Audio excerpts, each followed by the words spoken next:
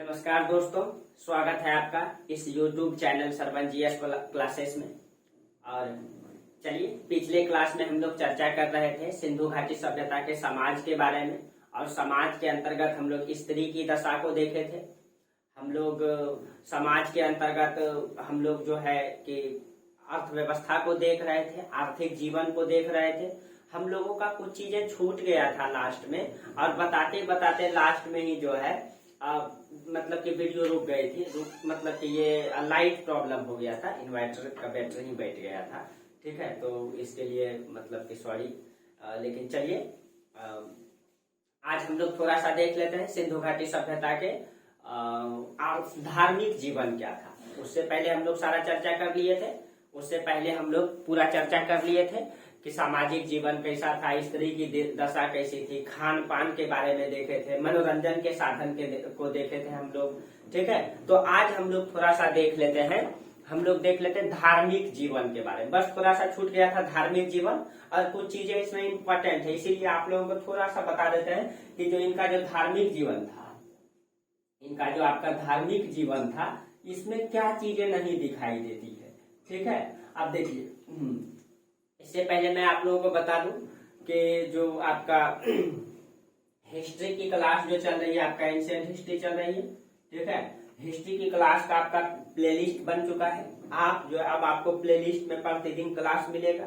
ठीक है, प्रतिदिन प्लेलिस्ट में आपको एकदम सीक्वेंस वाइज क्लास है, उसमें सब दिया हुआ है आपका, और इसमें आपका प्लेलिस्ट में ही प्रतिदिन क्लास मिलेगा। ठीक है, प्रतिदिन वीडियो आपको अपलोड हो जाएगा।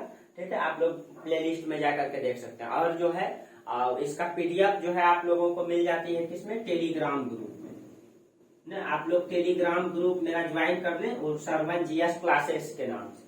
ठीक है, Telegram group Sarwan GS classes के नाम से है, और हर वीडियो का डिस्क्रिप्शन में लिंक रहता है। आप लोग वीडियो का जो मतलब डिस्क्रिप्शन में जाएंगे, उसको खोलेंगे, और उसमें नीचे में सारा टेलीग्राम ग्रुप उसका लिंक लिखा हुआ, उसको क्लिक करेंगे तो डायरेक्ट आप लोग जो है टेलीग्राम से मेरा ज्वाइन हो जाएंगे। उसमें आपको प्रतिदिन नोट्स मिलेगा।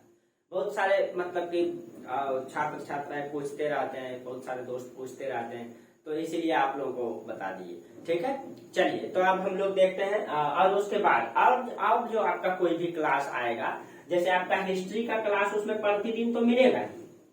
अब जो आपका प्रतिदिन क्लास मिलेगा, जैसे ज्योग्राफी का कुछ टॉपिक का क्लास जो छोटा, अब जो है जैसे ज्योग्राफी का वर्ल्ड मैप पढ़ाएंगे, तो वर्ल्ड मैप को जो है 10 मिनट 15 मिनट 20 मिनट का वीडियो में डालेंगे उसमें, तो वो आपका अलग क्लास में मिलेगा।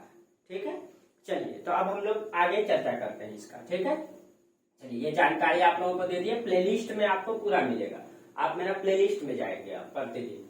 ठीक है, चलिए, धार्मिक जीवन जो है सिंधु घाटी सभ्यता के, ये थोड़ा समाज के अंतर्गत ये छूट गया था सिंधु घाटी सभ्यता का। आप लोग कल से आगे जो नोट्स है आपका, उसी में आगे ये लिख लेंगे धार्मिक जीवन।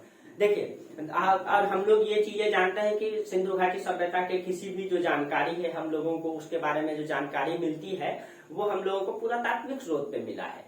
लिखा हुआ जो मतलब लिपि जो मिला है, उसको पढ़ तो नहीं पाए हैं, तो मतलब जो पुरातात्विक स्रोत है उसी के आधार पे अनुमान लगाया गया है। ठीक है, तो जो धार्मिक जीवन के बारे में संकल्पना है कि ये मतलब कि लौकिक मतलब कि शक्ति पर विश्वास करता था। लौकिक शक्ति मतलब जिसको हम देखते हैं उसी को पूजते हैं। ठीक है, तो धार्मिक जीवन के बारे में ये मान्यता है, इतिहासकारों का अनुमान है कि ये जो है कि लौकिक शक्ति पर, यानी जिसको हम देख सकते हैं, ठीक है, उसी को विश्वास करते हैं। लौकिक शक्ति पर ये लोग विश्वास करते थे।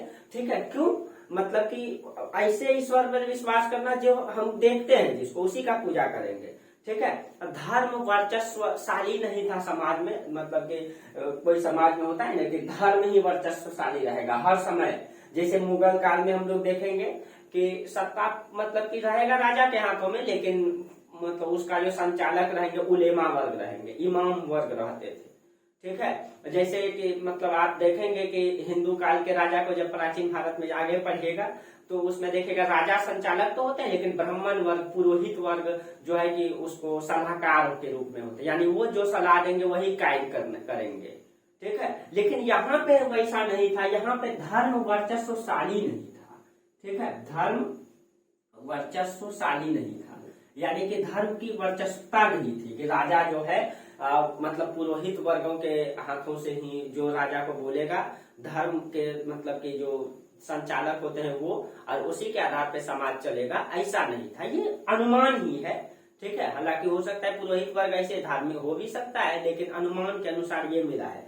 हाँ, एक चीज और है कि आपको यहाँ से कहीं भी मंदिर का प्रमाण नहीं मिला है। अगर आपसे पूछा जाए कि सिंधु घाटी सभ्यता से किसका प्रमाण नहीं मिला है, तो आप याद रखिएगा मंदिर का कहीं भी प्रमाण नहीं मिला है। और ये चीजें दर्शाता है कि कहीं कहीं ये लोग जो है ईश्वरीय शक्ति पर, जो काल्पनिक शक्ति थे उस पर कम विश्वास करते होंगे। जो वास्तविक सत्ता रही होगी, जो लौकिक सत्ता रही होगी, उसी में ये लोग विश्वास करते होंगे। कहीं कि मंदिर से कहीं भी प्रमाण नहीं मिला है। आगे जाकर के मंदिर का प्रमाण दिखाई देता है, इस काल में नहीं। यहाँ पे आपको बताई दिया एक मातृ देवी की पूजा की जाती थी, उर्वरता की देवी की पूजा की जाती थी, जो मतलब एक जो कुबर वाला बैल है उसका पूजा का प्रमाण मिलता है बहुत स्थान से, ठीक है। इसके मुख्य देवता, उसको पशुपति देवता नाथ कहा गया है, जो हड़प्पा से प्राप्त हुआ है। तो ये लोग किसके किसके पूजा करते थे, तो एक तो आपका उर्वरता की देवी, उर्वरता की देवी, उसके बाद आपका उर्वरता की देवी, मातृ देवी, उसको मातृ देवी कहा गया है, एक मूर्ति जो मिली है मातृ देवी। उसके बाद आपका वो पशुपति नाथ, जिसको कहा सकते हैं हम लोग पशुपति नाथ, पशुपति नाथ, ये आपका हड़प्पा से मिला है। ये इन सब का पूजा का प्रमाण मिलता है, ठीक है। पशुपति, ये लोग इसके प्रमुख देवता थे, ऐसा अनुमान है, इसका पूजा करते थे ये लोग, ठीक है। उसके बाद ये लोग इसके अलावा क्या क्या पूजा करते थे, इसके अलावा जो है क्या क्या पूजा करते थे, तो ये इसके अलावा मतलब वृक्ष का पूजा का प्रमाण मिला है, नाग का मतलब कि नाग देवता का पूजा का प्रमाण मिला है, स्वास्तिक चिन्ह मिला है, ठीक है, लिंग योनि का पूजा का प्रमाण मिला है। इसके अलावा जो धार्मिक जीवन में वो लोग, ठीक है, नाग देवता के पूजा, ठीक है, नाग देवता, लिंग योनि, इसके पूजा का प्रमाण भी मिला है। उसके बाद आपका स्वास्तिक चिन्ह भी मिला है, स्वास्तिक चिन्ह, स्वास्तिक चिन्ह आप लोग समझ रहे हैं ना, जो इस तरीके से बनता है, ये आपका स्वास्तिक चिन्ह है, ठीक है। स्वास्तिक चिन्ह, इसका प्रमाण मिला है। उसके बाद जो है आपका मतलब नाग पूजा हो गया, वृक्ष के पूजा का प्रमाण मिला है, यहाँ से वृक्ष के पूजा का प्रमाण मिला है। ये सब जो है धार्मिक जीवन में ये सब का प्रमाण मिला है। अग्निकुंड का भी प्रमाण मिला है, ठीक है। इसका मतलब हवन करने के लिए या फिर कोई मतलब वो लोग पूजा पाठ में ऐसा हो सकता है करते होंगे, अग्निकुंड का भी प्रमाण मिला है, ठीक है। ये सब प्रमाण जो है धार्मिक जीवन से संबंधित पाया गया है, ठीक है, पाया गया है। लोथल और कालीबंगा से अग्नि हवन कुंड का प्रमाण मिला है, जिसमें कि हवन किया जाता है, वो यज्ञ सब में आप लोग जानते होंगे, समझ पा रहे हैं। उसके बाद मतलब कि वृक्ष और पशु पूजा का भी प्रमाण मिला है। एक वृक्ष तो आपका देख ही दिया है, एक आपका पशु पूजा, ये सब धार्मिक जीवन में वो लोग उपयोग करते थे, ठीक है। उनकी धर्म रही होगी, ऐसा मतलब कि पुरातात्व का जो स्रोत प्राप्त हुआ है उसी के आधार पे बताया जा सकता है, ठीक है, उसी के आधार पे बताया जा सकता है कि ऐसा वो लोग करते थे। एक सेकंड दोस्तों,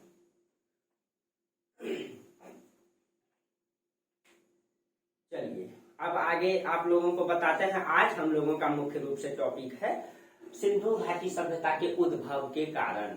मतलब कहने का मतलब है कि इस समाज को, इतना डेवलप समाज किसने बसाया। आप लोग देखे, आप लोगों को कल फिगर में दिखाए किस तरीके से कि सिंधु घाटी सभ्यता का नगर नियोजन का विकास था, कैसे उसना मतलब सिस्टमेटिक शहर को बसाया गया था। यानी कि इस सिस्टमेटिक शहर को, इतने बड़े नगर को किसने बसाया, कैसे इसका उद्भव हुआ, कैसे इतना विकास कर गया था, वो कौन आखिर में बसाया, इसी चीज का आज हम लोग चर्चा करेंगे। आज हम लोगों का मुख्य रूप से टॉपिक है सिंधु घाटी सभ्यता के उद्भव के कारण, ठीक है, ये हम लोगों का आज टॉपिक है, ठीक है। कि देखते हैं आज हम लोग किसी आखिर में सिंधु घाटी सभ्यता के उद्भव कैसे हुआ। और बहुत सारे इतिहासकारों ने इसके बारे में भी चर्चा किए हैं, अपना तर्क दिए हैं। तो देखते हैं, और उसमें दो प्रकार के इतिहासकार हैं जो इसके बारे में तर्क दिए। एक तो विदेशी इतिहासकार है आपका, और एक है आपका भारतीय इतिहासकार, देशी इतिहासकार। ठीक है, तो आप इसको जो है सिंधु घाटी सभ्यता के उद्भव के कारण में दो प्रकार के मत को रख सकते हैं। ठीक है, एक आपका विदेशी इतिहासकार और एक आपका देशी इतिहास। देखिए, आपको पहले भी बता चुके हैं कि किसी भी सभ्यता के विकास की अधिक जानकारी के बारे में हम तभी जान सकते हैं जब उसका मतलब क्षैतिज उत्खनन किया जाए। आपको बताए थे क्षैतिज और मतलब कि लंबवत उत्खनन में अंतर क्या होता है। जैसे सिंधु घाटी सभ्यता का जो उत्खनन कराया गया है, 2-4 ऐसे स्थल हैं जिसका कि क्षैतिज उत्खनन हुआ है, जैसे मोहनजोदड़ो का, हड़प्पा का। लेकिन बाकी जो स्थल है, लगभग जो इतना स्थल जो प्राप्त हुआ है प्राक हड़प्पा, पूर्व हड़प्पा, मतलब परिपक्व हड़प्पा से लगभग 2800 स्थल प्राप्त हुआ है। लेकिन 1500 मतलब पूर्ण हड़प्पा से जो प्राप्त हुआ है, उस सबकी खुदाई लंबवत मतलब हॉरिजॉन्टल मतलब नहीं की गई है, क्षैतिज नहीं की गई है। उन सब की खुदाई लंबवत की गई है। कुछ ऐसे स्थल है जिसकी खुदाई क्षैतिज की गई है, और जब तक हम क्षैतिज खुदाई का मतलब और लंबवत खुदाई का मतलब हो गया कि हम लंबवत खुदाई से सिर्फ सांस्कृतिक अनुक्रम को ही जान सकते हैं।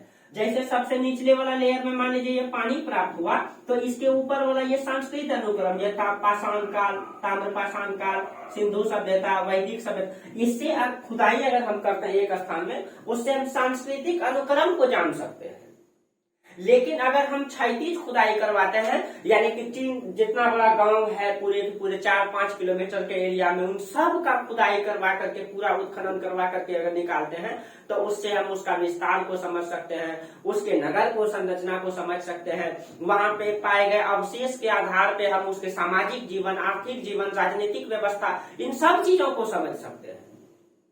लेकिन लंबवत खुदाई से हम अधिक जानकारी नहीं हासिल कर सकते। ठीक है, तो इन्हीं खुदाई के आधार पर ही हड़प्पा से, मोहनजोदड़ो से प्राप्त और कई स्थलों से प्राप्त अवशेषों के आधार पर ही अनुमान लगाया गया इतिहासकारों के द्वारा। और दो प्रकार के इतिहासकार हैं, एक विदेशी और एक भारतीय। तो देशी, तो इसमें दो मत है आपका। एक तो आपका इसमें लिख दीजिए आपका विदेशी मत, कि विदेशी इतिहासकार का क्या कहना है, विदेशी मत, और दूसरा है आपका देशी मत। ठीक है, आप लोग इसी तरह से लिखेंगे। उसके बाद है आपका देशी मत, कि देशी इतिहासकार का क्या कहना है, देशी मत। ठीक है, तो देखिए सबसे पहले तो हम मैप बना ले। बिना मैप का तो हमसे होता नहीं है। छोटा सा मैप हम लोग बना लेते हैं इधर कोने में। ठीक है, इधर कोना में छोटा सा ही मैप बना लेते हैं। चलिए, आप लोग मैपिंग करने के लिए जरूर सीखिएगा, ध्यान से देखिए कैसे कैसे हम खींच रहे हैं, और आप लोग भी प्रयास कीजिए। ठीक है, अभ्यास करने से क्या नहीं होता है। और आप लोग कमेंट करके जरूर बताइएगा कि कौन कौन जो है कि हमसे सीख रहे हैं मैप बनाने के लिए। अगर हम प्रतिदिन मैप में आपको बताते हैं, ठीक है, और आपको कौन कौन सीखते हैं, ये कमेंट करके जरूर बताइएगा। और मेरा क्लास आप लोगों को कैसा लगता है ये भी जरूर बताइएगा। ठीक है, ताकि हमको भी खुशी मिले कि नहीं, मेरा मेहनत जो है कि धीरे धीरे सफल हो रहा है। और आप लोग थोड़ा सा, आप लोगों की सपोर्ट की जरूरत है। बाकी आप लोग टेंशन न लीजिए।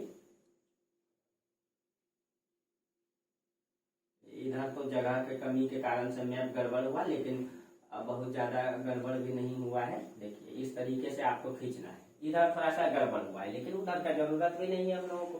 ठीक है, ये आपका सबसे पड़ोसी मुल्क, सबसे प्यारा मुल्क नहीं, हाल फिलहाल में बेचारा नाराज हो गया हिंदुस्तान से क्रिकेट में। क्या, हालांकि हमको ज्यादा मतलब नहीं रहता है क्रिकेट से, लेकिन सुनते रहते हैं कौन हारा कौन जीता। आज भी जिम्बाब्वे बेचारा हार गया। T20 में 1 नंबर में रहता है, सुनते हैं, और आज जिम्बाब्वे से हार गया। तो बेचारा, सबसे अच्छा दोस्ती चलता है हिंदुस्तान से। बाकी आप लोग समझदार हैं क्या। चलिए, तो मतलब कि देशी मत और विदेशी मत को तो आपको हड़प्पा सभ्यता के विस्तार पे आप लोग बुरा नहीं मानिएगा। ठीक है, मजाक थोड़ा बहुत, चलिए ज्यादा तो हम नहीं करते हैं, लेकिन चलिए। हाँ, तो सिंधु घाटी सभ्यता के उद्भव के कारण में हम लोग 2 कारण को देखेंगे। एक विदेशी मतलब इतिहासकार क्या कहते हैं इसके बारे में, एक भारतीय इतिहासकार क्या कहते हैं इसके बारे में। पहले हम विदेशी इतिहासकार को ही चर्चा कर लेते हैं। ठीक है। जैसे विदेशी इतिहासकार का क्या कहना है, विदेशी इतिहासकार में जो है आपका 3 4 5 वो इतिहासकार है। एक तो आपका डीडी कोसंबी साहब है, गार्डन चाइल्ड है, और मार्टिन विलियर साहब है, ठीक है।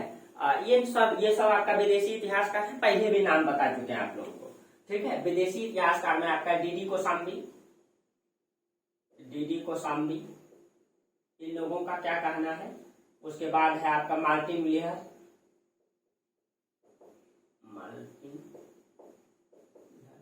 उसके बाद है आपका गार्डनर चाइल्ड,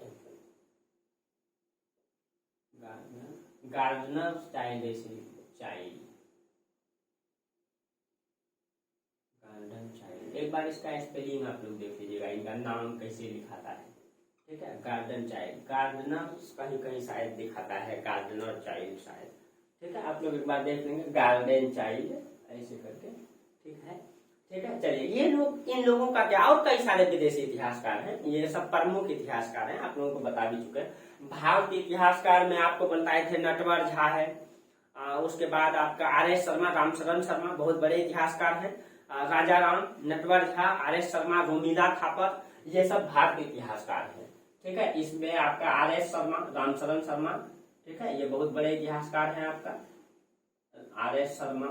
उसके बाद है आपका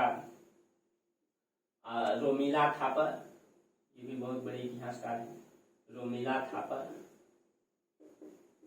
इसी में है आपका नटवर झा, इसी में है आपका नटवर झा। राजा राम एक इतिहासकार है, राजा राम, ये सब भारतीय इतिहासकार हैं। दोनों का मत में क्या अंतर है, पहले हम लोग विदेशी मत को समझते हैं, ठीक है, कि इनका क्या कहना। देखिए, इन लोगों का कहना है, इन लोगों का सीधा सीधा मानना है कि बाहर के लोगों ने आकर के सिंधु घाटी सभ्यता का विकास किया, बाहर के लोगों ने आकर के, इन सभी का कहना है एक ही बात कि बाहर के लोगों ने आकर के सिंधु घाटी सभ्यता का मतलब कि विकास किया। बाहर के लोग कौन आए, ठीक है, इनका कहना है।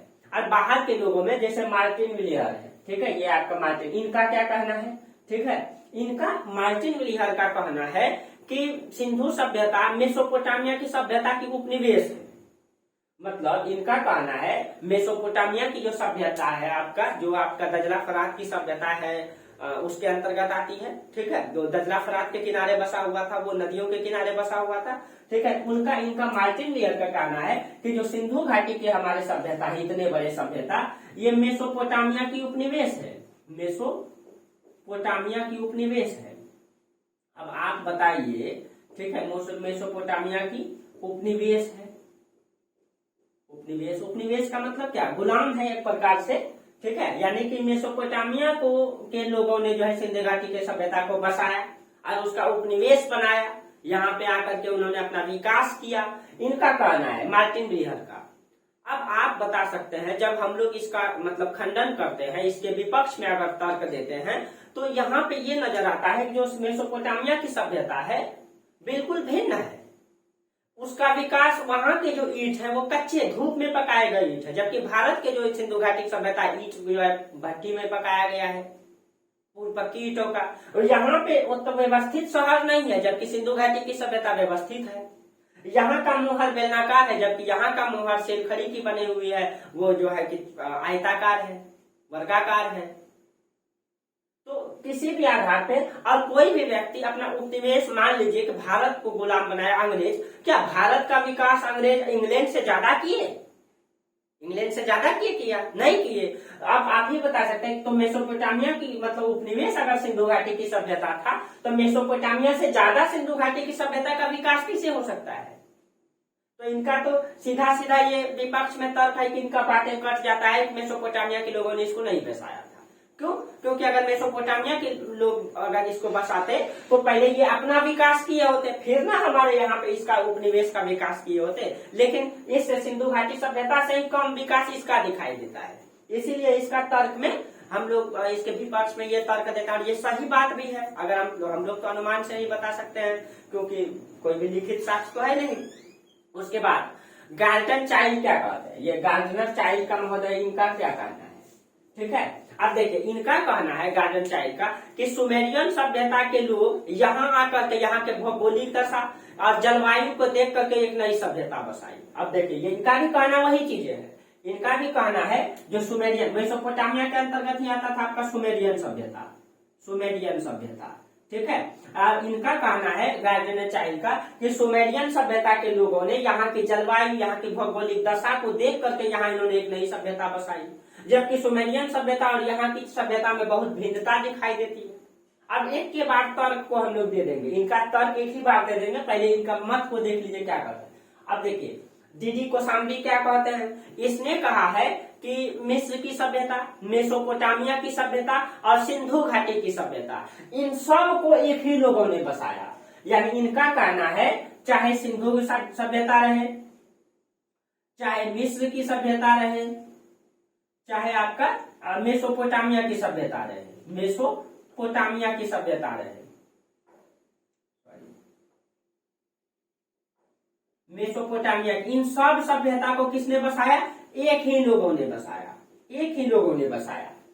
एक ही लोगों का कहने का मतलब है सुमेरियन ने बसाया, इसका तो सीधा सीधा तर्क है। इनका कहना है कि एक ही लोगों ने बसाया तो सुमेरियन ने बसाया, क्योंकि सुमेरियन लोग ही ज्यादा मतलब की वो थे, विकसित थे, इनका कहना है। लेकिन अगर हम इसका विपक्ष में अगर तर्क देते हैं, इन तीनों के विपक्ष में, यानी मूल रूप से इसका कहना है मेसोपोटामिया की सभ्यता और सुमेरियन सभ्यता, इन विदेशी इतिहासकारों का।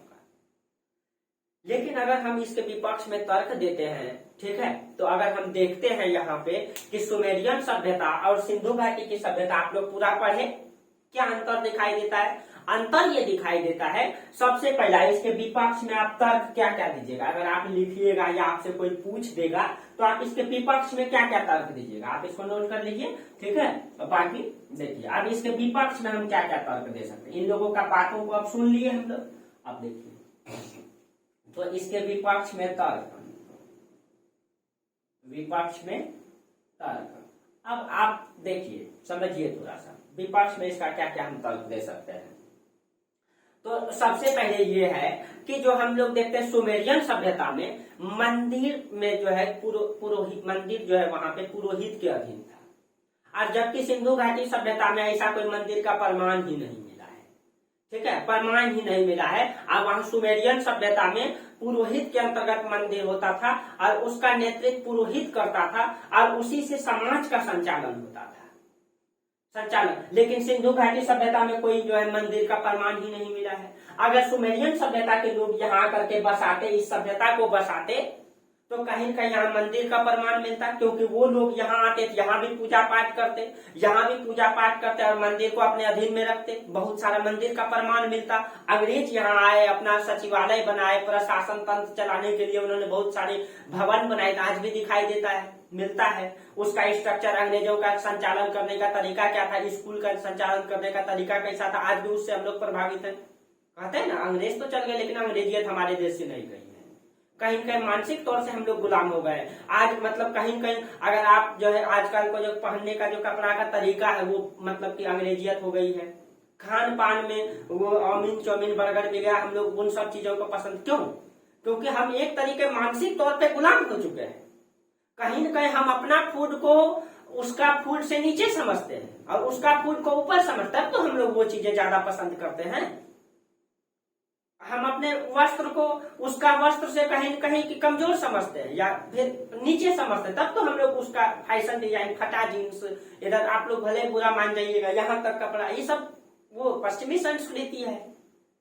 तो ये सब चीजों का जो मतलब यहाँ पे जो अभी जो ज्यादा मात्रा में विकास दिखाई दे रहा है, इसका क्या कारण है? कहीं न कहीं हम मानसिक रूप से गुलाम है। मानसिक रूप से गुलाम का मतलब हम, मेरा देश तो आजाद है लेकिन अंग्रेजियत, वो पश्चिमी सभ्यता से आजाद नहीं है, क्योंकि आज भी हम लोग वही संस्कृति को अपनाना चाहते हैं, उसकी संस्कृति को। कहीं न कहीं हम अपनी संस्कृति को उसकी संस्कृति से मतलब कमजोर समझते हैं और उसकी संस्कृति को बेहतर समझते हैं, तब तो हम लोग ऐसा करते हैं।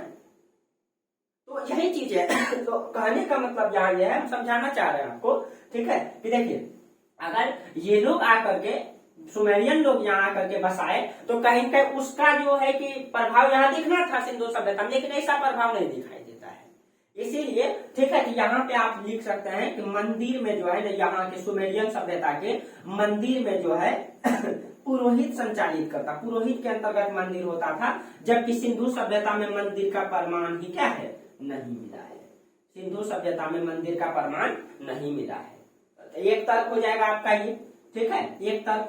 दूसरा तर्क आप क्या दे सकते हैं, दूसरा ये कि दोनों में लिपि में अंतर दिखाई देता है, ठीक है। जो यहाँ पे जो लिपि दिखाई गई सुमेरियन सभ्यता में जो लिपि है वो आपका भावात्मक लिपि है। आप जो है लिख सकते हैं इसमें सुमेरियन सभ्यता में, ठीक है, सुमेरियन में भावात्मक लिपि है, भावात्मक है। जबकि जो यहाँ जो सिंधु घाटी की जो मतलब लिपि मिली है वो चित्राक्षर लिपि है, चित्राक्षर है, ठीक है। और इसमें वर्णों की संख्या लगभग 400 पाया गया है, जबकि इसमें वर्णों की संख्या कम है, इसमें जो है वर्णों की संख्या कम है। जबकि यहाँ पे चित्राक्षर लिपि मिली है वो 400 वर्ण मिले हैं, जबकि यहाँ वर्ण की संख्या कम है, वहां का भावात्मक लिपि है। ये जो मतलब यहाँ से मुहर प्राप्त हुआ है वो सेलखड़ी के बने हुए हैं, जबकि मतलब सेलखड़ी के बने हुए वो उसका आकार मतलब। उसके बाद आप तीसरा मत ये दे सकते हैं कि यहाँ के जो मुहर है, यहाँ के जो मुहर है वो जो है आपका वर्गाकार है, वर्गाकार है, आयताकार है, आयताकार है। जबकि सुमेरियन सभ्यता का कैसा है, सुमेरियन सभ्यता का आपका बेलनाकार है, आप लिख सकते हैं इसी में। जबकि सुमेरियन सभ्यता का बेलनाकार है, आप लोग लिख लीजिएगा इसको, ठीक है। कि जो सिंधु सभ्यता के मुहर है वो वर्गाकार है, आयताकार है, जबकि सुमेरियन सभ्यता के मुहर जो है वो बेलनाकार है। ये सब विपक्ष में आप तर्क दे सकते हैं, ठीक है। अब देखिए जो सुमेरियन सभ्यता के जो मतलब कि वो जो आपका जो क्या कहते हैं जो लिपि है उसको गिलमी, वहां के जो मतलब राजा हुआ करते थे, उसका नाम था गिलगिमीज, ठीक है, वहां के राजा गिलगिमीज, उसने इसको निर्मित करवाई है, ठीक है, गिलगिमीज ने निर्मित करवाई है। लेकिन यहाँ पे बहुत सारा अंतर दिखाई चित्राक्षर। हाँ, जो इसको ये जो आपका लिपि है, जो चित्राक्षर लिपि है, इसको गोमुद्रिका लिपि भी कहा जाता है, गोमुद्रिका लिपि भी कहा जाता है। जो सिंधु सभ्यता के लिपि है, जो चित्राक्षर मिले हैं, इसको गोमुद्रिका लिपि भी कहा जाता है आपका, ठीक है। ये सारा अंतर दिखाई देती है, ठीक है। अब देखिए, और यहाँ पे जितना भी मतलब सिंधु सभ्यता से जितना भी अवशेष प्राप्त हुए हैं उसमें मछली के और यू आकार के चित्र का उल्लेख मतलब ज्यादा किया गया है, ठीक है। उसके बाद आप चौथा दे सकते हैं, ठीक है, चौथा में आप दे सकते हैं कि मछली प्लस में यू आकार, ठीक है, यू आकार की ज्यादा प्रयोग किया गया है अवशेषों में जो प्राप्त हुआ है, ठीक है, यू आकार की ज्यादा प्राप्त हुआ है।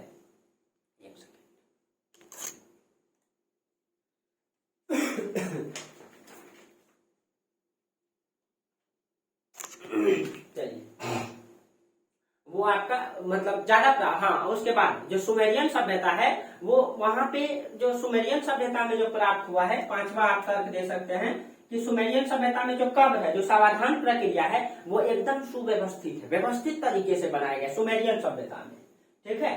तो वहां पे जो कब्र मिले हैं, आपका कब्र जो है सुव्यवस्थित है, व्यवस्थित है। जबकि हम लोग यहाँ पे देखें कि अधिक बहुत स्थान में व्यवस्थित तरीके से कब्र नहीं पाया गया है, यहाँ पे बहुत व्यवस्थित नहीं पाया गया है। कहीं पे तो दफनाने का भी प्रमाण नहीं, ऐसे फेंक देने का प्रमाण मिला है। हाँ, कुछ स्थान में जरूर मिले, लेकिन उतना सुव्यवस्थित नहीं मिला है जितना यहाँ पे था सुमेरियन सभ्यता में। अगर वो लोग यहाँ का उपनिवेश बना करके रखते, कहीं कहीं यहाँ पे उसी तरीके से वो लोग विकास करते, वहां उनका भी रहन सहन यहाँ वैसा ही होता, लेकिन ऐसा नहीं पाया गया है।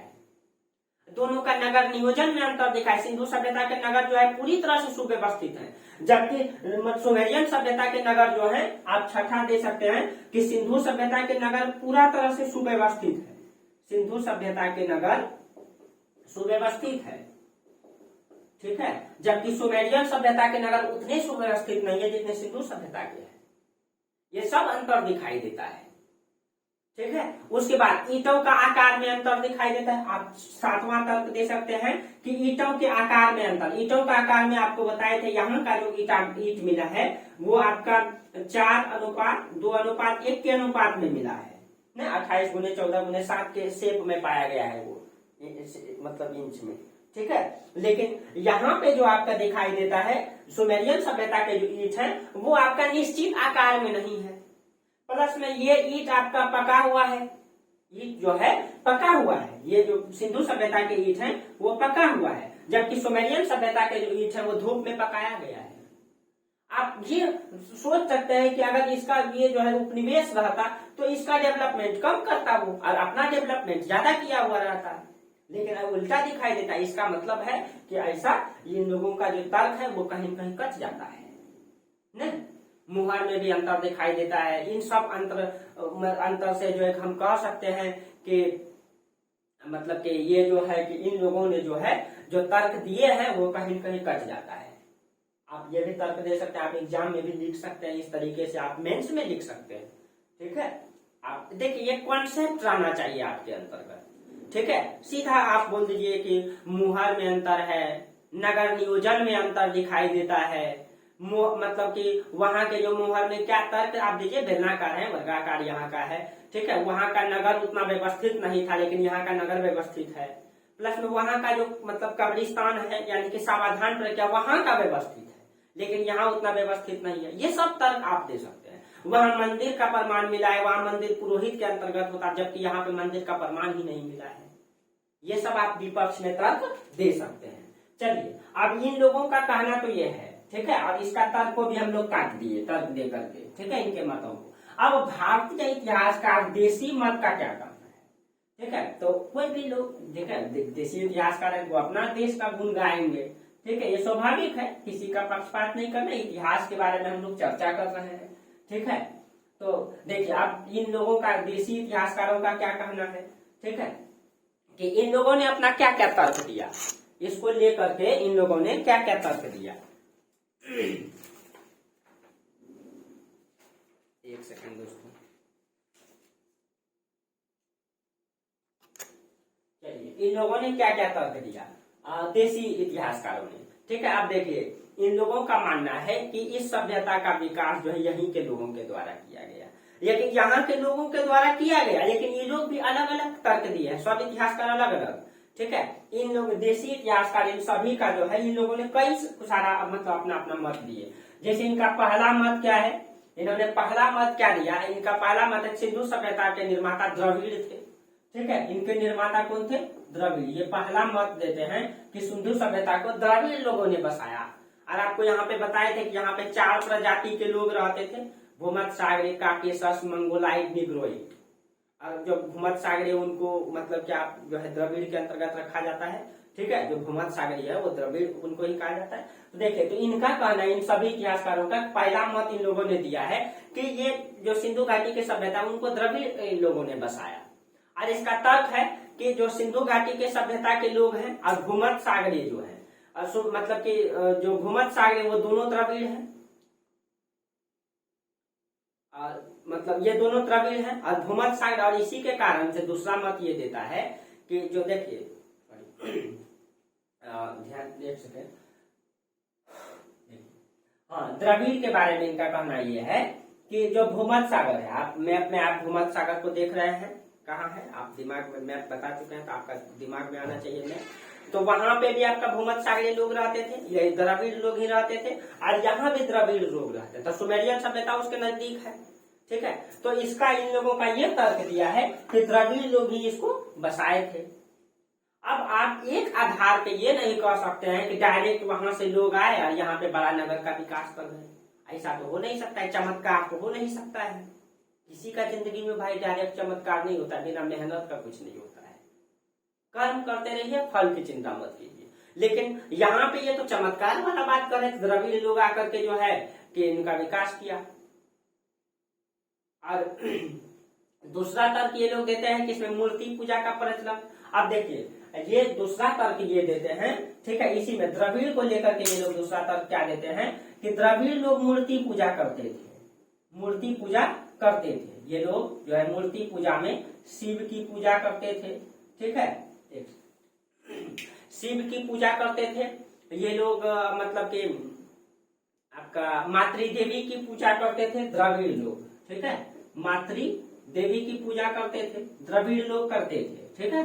और द्रविड़ लोग करते थे। सिंधु घाटी सभ्यता में भी मूर्ति पूजा का प्रमाण मिला है, शिव की मतलब की पूजा का प्रमाण मिला है। मूर्ति पूजा में जो है शिव की, जो नंदी जो कुबर वाले बैल हैं उसको जो है कि शिव का सवारी मानते हैं, उनका प्रमाण मिला है। लेकिन आप दो तर्क के आधार पे आप ये नहीं कह सकते हैं कि उसी लोगों ने इसको बसाया है, क्योंकि इसके अलावा भी तो यहाँ के लोग जो है वृक्ष के पूजा करते थे, उर्वरता की देवी की पूजा करते थे, ठीक है, और कई सारे देवी देवताओं के पूजा करते थे।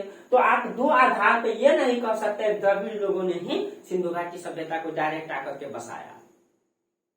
तो ये द्रविड़ लोग जो है डायरेक्ट नहीं बसा सकते। दूसरा मत इनका क्या कहना है? दूसरा मत ये है कि सिंधु सभ्यता मतलब कि ये दूसरा मत के अनुसार जो है सिंधु सभ्यता के निर्माता आर्य थे। अब तो नया तर्क आ गया आर्य को लेकर के, कि हम लोग अभी तक पढ़ते थे कि आर्य जो है मध्य एशिया से आए थे, लेकिन अब जो नया रिसर्च आ रहा है उसके अनुसार बताया जा रहा है आर्य जो है यहीं के मूल निवासी थे। ठीक है, अब देखिए इनका दूसरा मत जो है कि आर्य लोगों ने सिंधु घाटी सभ्यता को बसाया।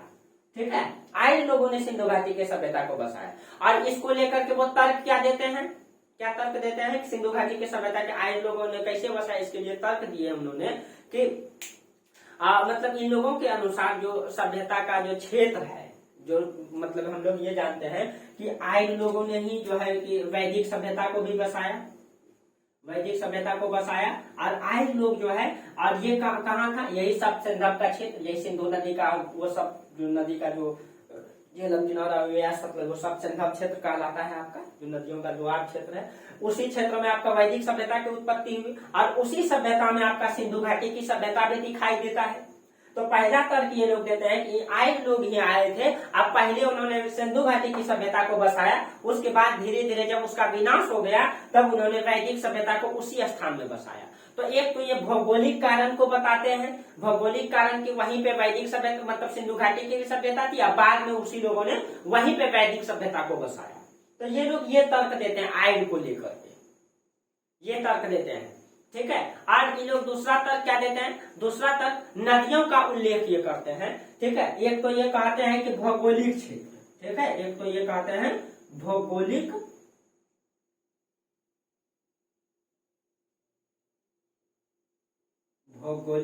क्षेत्र।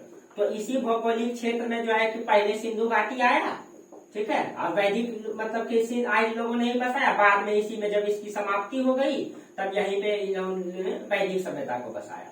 भौगोलिक क्षेत्र सब संदर्भ क्षेत्र को बताया। दूसरा तर्क ये देते हैं कि नदियों के नाम में जो है कि ये समरूपता पाया जाना, एक ही वही नदी है और वही नदियों के नाम में समरूपता भी दिखाई देता है। तो नदियों को लेकर के भी ये लोग उल्लेख करते हैं। तो नदियों को लेकर के तो भाई इतिहास गवाह है कि कोई भी सभ्यता का विकास या उत्पत्ति नदियों के किनारे ही हुआ है, क्योंकि वो उपजाऊ भूमि रहा है। वहां पे मनुष्य को हर संसाधन जो है आसानी से उपलब्ध हो जाते हैं, वो उपजाऊ भूमि होते हैं। वहां पे मतलब कि जो जनसंख्या वृद्धि होता है वहां अधिक होता है उस क्षेत्रों में, मतलब कि दोआब के क्षेत्रों में। ठीक है, तो इन सभी कारण से तो जितने भी सभ्यता का विकास हुआ है, चाहे आप सुमेरियन सभ्यता को देखिए, मिस्र की सभ्यता को देखिए, चीन की सभ्यता को देखिए, भारत की जो है कि वैदिक सभ्यता को देखिए, आप मगध को देख सकते हैं, इनका भी मतलब कहाँ पे उत्पत्ति हुआ, गंगा यमुना के दोआब के क्षेत्रों में। तो इन सब तो इतिहास ही गवाह है कि जितने भी मतलब सभ्यता की उत्पत्ति हुई वो नदियों के किनारे हुई है। ठीक है, तो आप नदियों को लेकर के अगर आप तर्क दीजिएगा तो ये कहीं कहीं सही नहीं होगा, क्योंकि सब मतलब की सभ्यता लगभग नदियों के किनारे हुई है। और यहाँ पे इस क्षेत्रों में कभी वैदिक सभ्यता चलती थी, कभी मतलब ये सिंधु घाटी सभ्यता, कभी मतलब मगध साम्राज्य चलेगी। तो ये तो अलग अलग तर्क देते हैं।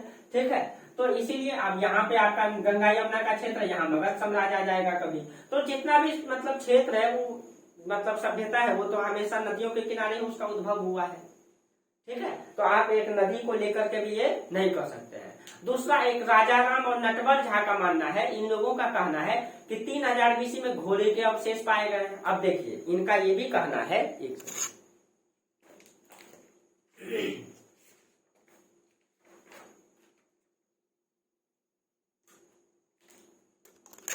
देखिए अब ये एक तो नदी हो गया, दूसरा कहना है कि घोड़े का अवशेष। ठीक है, इन लोगों का तीसरा तर्क है घोड़े का अवशेष पाया जाना।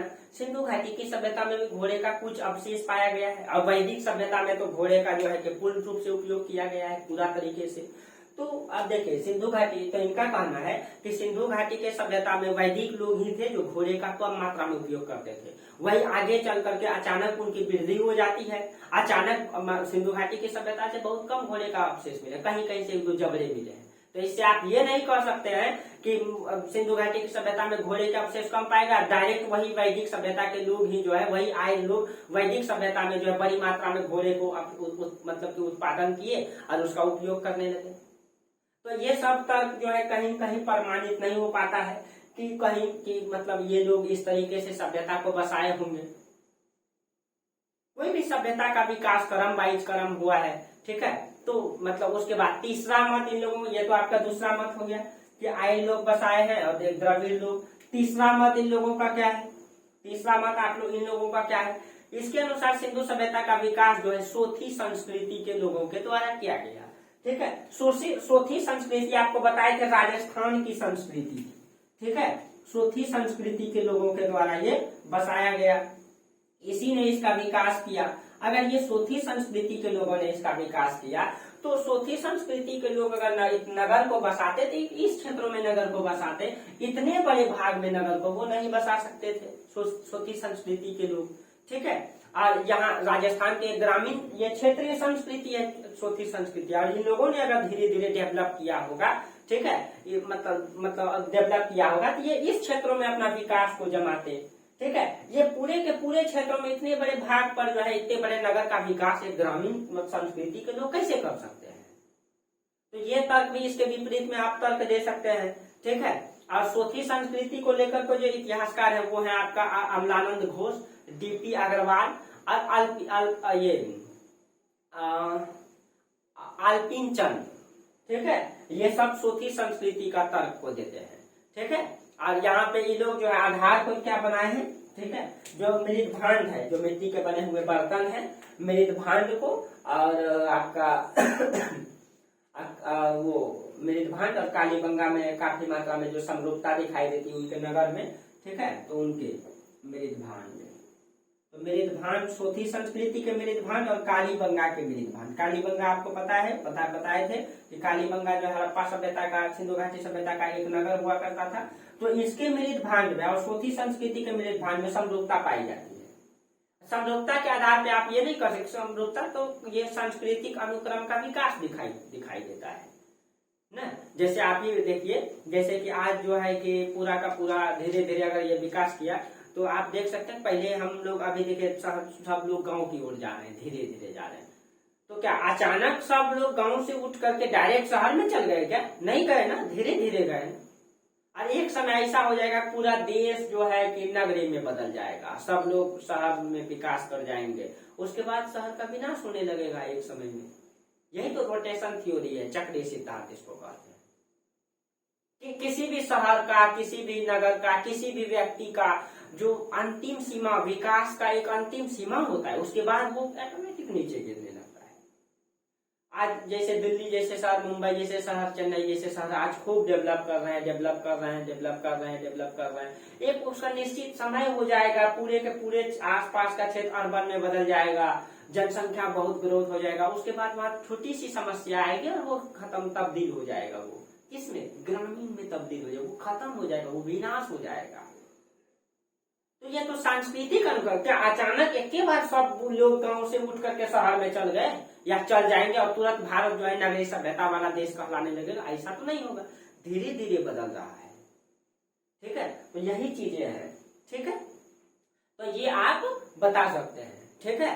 उसके बाद चौथा मत है, इसके अनुसार जो है पश्चिमी क्षेत्र के ग्रामीण संस्कृतियों के द्वारा सिंधु सभ्यता का विकास किया गया। एक चौथा मत देता है इन लोग, ठीक है। जो पश्चिमी क्षेत्र में है, ये पश्चिमी क्षेत्र से मतलब कि पाकिस्तान, ईरान, इराक के क्षेत्रों में, इन सब के लोगों के, यहाँ के जो है कि ग्रामीण संस्कृति के लोगों के द्वारा, ठीक है, ग्रामीण संस्कृति के लोगों के द्वारा जो है, यहाँ पे जो ग्रामीण संस्कृति थे शुरू से विकास करके जो आए थे, उन्होंने इसका विकास किया। देखिए इसका तर्क ठीक है, लेकिन ग्रामीण संस्कृति के लोग अगर विकास नहीं करेंगे तो इतना बड़ा क्षेत्र का नगर का विकास नहीं कर सकते। 13 लाख वर्ग किलोमीटर क्षेत्रफल का विकास एक छोटे से ग्रामीण संस्कृति के लोग कैसे कर सकते हैं? वही आप बोल सकते हैं डायरेक्ट पूरा भारत जो है कि नगर में कैसे तब्दील हो सकता है। सब लोग गांव से उठ करके डायरेक्ट भाग के शहर में आ जाएंगे क्या? ऐसा नहीं होता है। धीरे धीरे विकास का अनुक्रम चलता है, जिसको हम लोग सांस्कृतिक अनुक्रम में रखते हैं।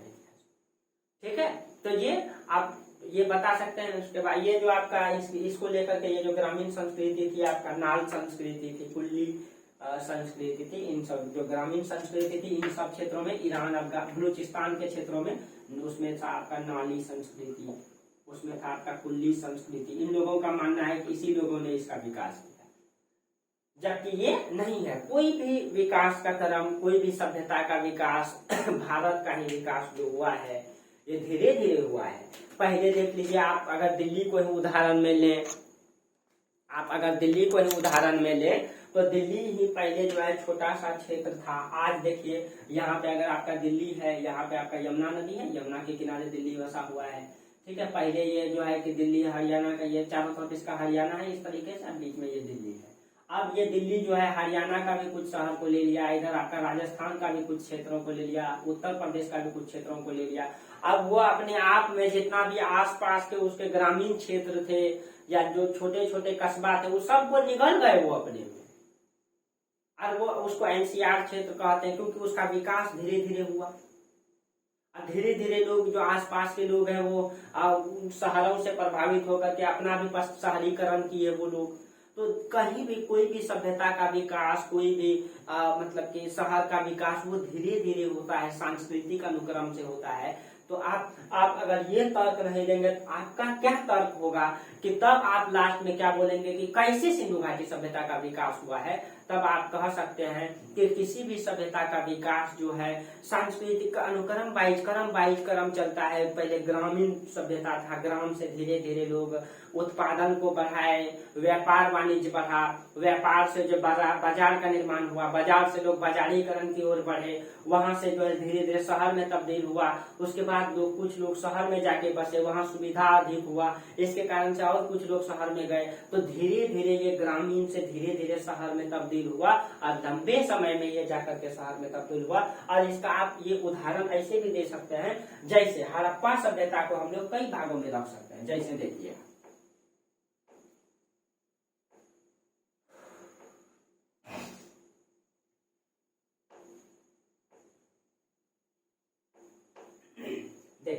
अब जो हड़प्पा सभ्यता है आपका, आपको इसको कई भागों, जैसे पूर्व हड़प्पा, प्रारंभिक हड़प्पा और परिपक्व हड़प्पा। ठीक है, तो सबसे पहले आप पूर्व हड़प्पा, उसके बाद आपका मतलब कि प्रारंभिक हड़प्पा वही हो गया जैसे न्यू घाटी। उसके बाद आपका परिपक्व हड़प्पा। ठीक है, अब देखिए इसका कालक्रम अलग अलग है। जैसे कि जो पूर्व हड़प्पा है 6000 बीसी से 3500 बीसी, ये आपका 6000 बीसी से 3500 बीसी है, 3500 बीसी है। जबकि आपका जो प्रारंभिक हड़प्पा है वो 3500 से 2400 बीसी, ये 3500 से 2400 बीसी है, 2400 बीसी है।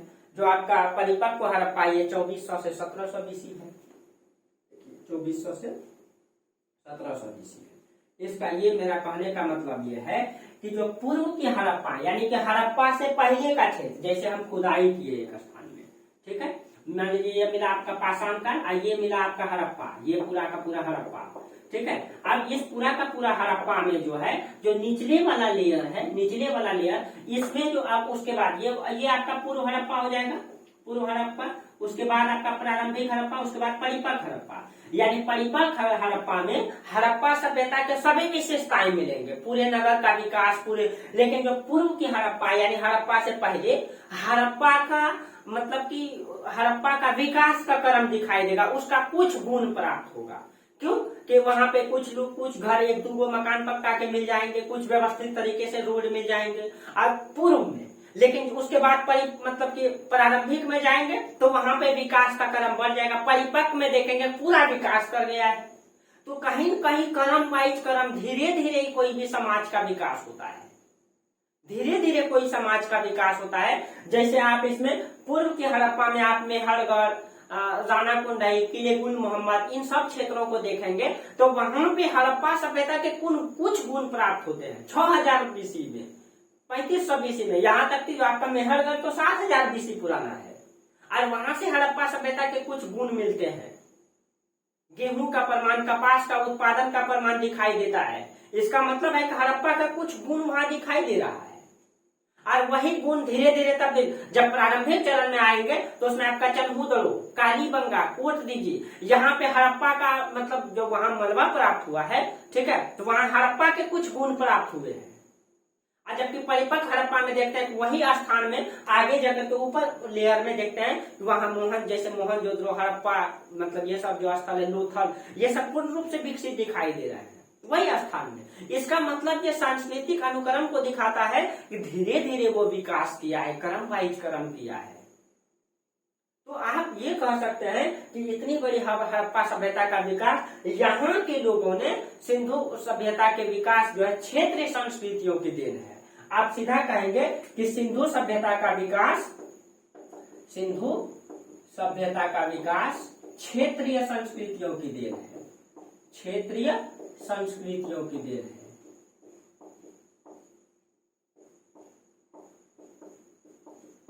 है। ठीक है, क्षेत्रीय संस्कृति का मतलब यहाँ के लोकल लोग ही थे और वो लोग धीरे धीरे विकास करते गए, लंबे समय में एक नगर का विकास किए थे, यहाँ के क्षेत्रीय लोगों ने किए। ठीक है, तो यहाँ के क्षेत्र कोई भी लोग डायरेक्ट आकर के इतने बड़े नगर का विकास नहीं कर सकते। ये छोटा नगर नहीं है, व्यवस्थित नगर है, बड़ा सा नगर है। इसका विकास कहीं कहीं धीरे धीरे हुआ है और वो इसका प्रमाण भी दिखाई देता है कि निचले वाले लेयर में कम विकास है, उसके ऊपर वाला लेयर में ज्यादा विकास है, उसके ऊपर वाला लेयर में पूर्ण विकास दिखाई देता है। ये दिखाता है कि कहीं कहीं धीरे धीरे वो लोग विकास किया है अपना। तो आप ये अपना तर्क दे सकते हैं कि इस तरीके से सिंधु घाटी सभ्यता का विकास हुआ था।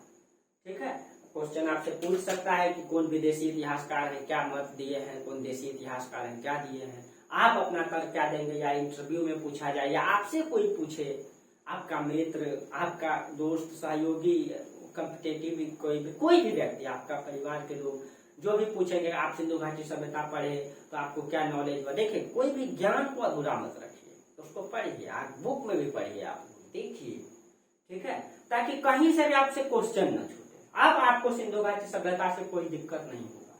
अब आपको बताएंगे, एक चैप्टर थोड़ा सा रह गया आपका, थोड़ा सा बचा हुआ है, सिंधु घाटी सभ्यता, इतनी बड़ी सभ्यता का विनाश कैसे होगा। इतने बड़े सभ्यता अचानक क्या हो गए, जो विलुप्त हो गए यहाँ के लोग, क्या हो गया। तो कल आपको बताएंगे सिंधु घाटी सभ्यता के जो विनाश के क्या कारण रहे, क्या कोई लोग बाढ़, कोई सुखाड़, कोई बाहरी आक्रमण, कोई भूकंप, कोई जलवायु परिवर्तन, अलग अलग बातें कही। कल इसके बारे में चर्चा करेंगे कि इसका विनाश कैसे हुआ इतनी बड़ी सभ्यता का। हाँ, अगर आप लोगों को कहीं डाउट हो इसमें कमेंट जरूर करके बताइएगा। ठीक है, कहीं अगर समझाने में हमसे कमी रह जाती है तो भी बताइएगा। ठीक है, हम प्रयास करेंगे। देखिए, लंबा वीडियो हो जाती है और आप लोग देखते नहीं है। ठीक है, हम तो प्रयास करते हैं कि एकदम धीरे धीरे आप लोगों को व्यवस्थित तरीके से बताएं, लेकिन आप लोग लंबा वीडियो पसंद ही नहीं करते हैं। लेकिन दोस्तों, एक बात याद रखिएगा, अगर आपको रियल जानकारी चाहिए, पढ़ना है, तो वीडियो तो लंबा ही बनेगा। ऑफलाइन क्लास जब 3 घंटा 4 घंटा का लेते हैं इतिहास में, 2.5 घंटा से मेरा क्लास चलता है लगभग। ऑफलाइन में 2 घंटा 2.5 घंटा ऑफलाइन में क्लास चलती है। बिना लंबा क्लास का आपको ज्ञान ही नहीं होगा। तब तो वो 10 मिनट में सिर्फ फैक्ट हम दे सकते हैं, कॉन्सेप्ट नहीं समझा सकते हैं। ठीक है, आप देखिए, हम 10 मिनट का एक वीडियो, एक क्लास डालते हैं हम, आप 10-10 मिनट का आप लोग देखिएगा, उसको अलग प्ले लिस्ट में डालेंगे। ठीक है, तो ऐसा नहीं, हम इसको कॉन्सेप्ट और सिर्फ हम इसका डाटा भी आपको दे सकते हैं, लेकिन मेरा मकसद है कि आप एक अधिकारी बनेंगे और उसके लिए कॉन्सेप्ट जरूरी है। बिना कॉन्सेप्ट का आप कैसे इतिहास में लिखेंगे सवाल, इसीलिए मजबूरी में बताना पड़ता है। लेकिन आप लोग, हाँ, जो मतलब कि आप लोग रियली में अगर ईमानदारी से पढ़ते होंगे, सीरियसली होंगे, आप लोग वीडियो मेरा जरूर देखते होंगे पूरा। ठीक है, देखेंगे भी, उम्मीद तो इसी उम्मीद से तो पढ़ाते हैं। ठीक है, और सीखेंगे भी। ठीक है, चलिए, हम भी मेहनत करते हैं, आप भी मेहनत करिए, सफलता जरूर मिलेगी। कर्म करना है। ठीक है, कर्म के अनुसार समाज आगे बढ़ता है, हम भी आगे बढ़ेंगे, आप भी आगे बढ़ेंगे। कर्म करते रहना है, फल की चिंता नहीं करना है, एक न एक दिन तो सफलता जरूर मिलेगी। ठीक है दोस्तों, फिर हम लोग अगले क्लास में बात करते हैं। ठीक है, तब तक के लिए आप लोगों को बहुत बहुत धन्यवाद।